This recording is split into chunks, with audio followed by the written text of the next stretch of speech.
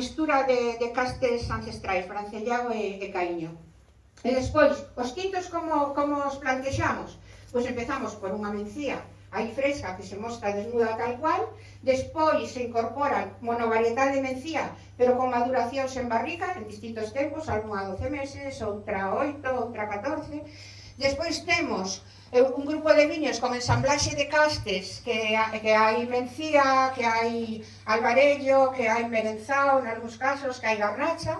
Despois temos representada tamén a garnacha tintorera, tamén con distintos tempos, e despois xa ao final temos merenzao, é dicir que é un lujo poder hoxe disfrutar así de todo este panorama que hai na zona, non? E os blancos fixemos un pouco o mesmo, non? Esa pureza da Godello, amosando todo o seu poderío, a Godello tal cual, así peito con peito, e despois xa temos outro grupo onde xa se fixe un traballo con lías que pode ir dos 3 meses a tempos máis longos, incluso